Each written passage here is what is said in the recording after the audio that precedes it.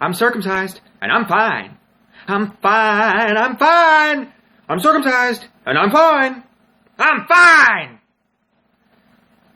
Invariably, this is the argument we get from circumcised men when we try to talk about circumcision to them. And I think the answer to this is, no, you're not fine. The most sensitive part of your penis was cut off from you at birth and is now rotting at the bottom of a landfill. Part of you, the most intimate, sensitive part of you, is literally dead. I would argue an even more offensive version of this is when parents, often mothers, will say, well, I circumcised my kids and they're fine. Well, no, they're not fine for all of the same reasons listed before. You literally killed part of your children.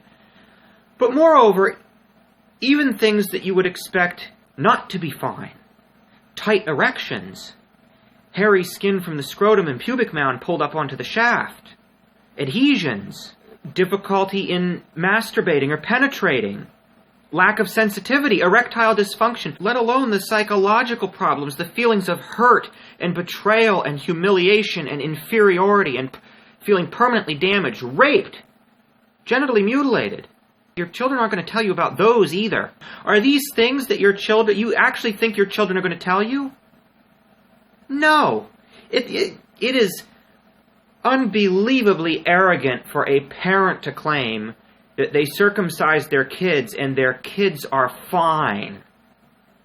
They don't know the first thing about their kids being fine. I think this really uncovers a much deeper implication, which is that people expect, well, for one, people can't believe that parents would do something terrible to their children. Parents circumcise their daughters, okay? Parents in this country circumcise their daughters. I just read a story about a mother that burned her children alive in an oven.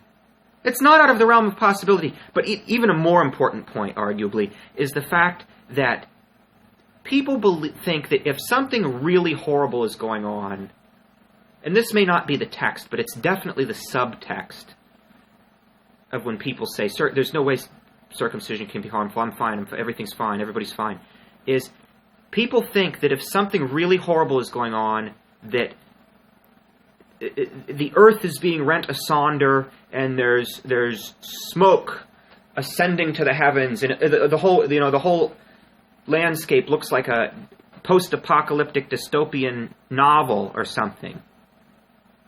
No, this is the banality of evil. I may make an entire video on this subject alone, but this is the banality of evil. Everything else can seem fine, and I quite frankly, I agree. Right? The sky is blue, the birds are chirping, the clouds are wafting overhead, there's nice little suburban homes, and the children are victims of, the children are playing in the streets, everything's fine, I'm circumcised and I'm fine!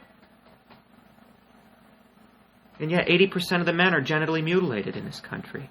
75% of the men. Think of Egypt, right? You go on a vacation to Egypt, right? You go to all the museums and you see King Tut's coffin and you see the artifacts and all the archaeology, and you go out and you take a camel ride out to the pyramids of Giza, and you're looking at all these old monuments and the Sphinx, and you're in the marketplace in the Arabian bazaar, and there's food and spices and cloth and fabric and all sorts of cool, interesting, beautiful things, and the people are in their garb, and the children are playing in the streets, and the architecture of the mosques, and there's the call to prayer going out, and it's all so beautiful, right? And then you realize 90% of the women in that country have been circumcised. Actually, probably all of the men too. They're an equal opportunity genital mutilating culture. So when people claim that they're circumcised and fine, you need to pick them apart. You need to demand that they explain what they mean when they say they're fine, because it is not a genuine objective meaning of fine. So, tell me what you think. I particularly like the last point I made about the fact that sort of the banality of evil. People expect, a raging firestorm and the ground splitting open and like it's end times in order for something evil to be happening. It just isn't like that, folks. The sky is blue, the birds are chirping, the flowers are blooming, and in the United States of America, 3,000 infant boys are being genitally mutilated every day. Tell me what you think. Bye.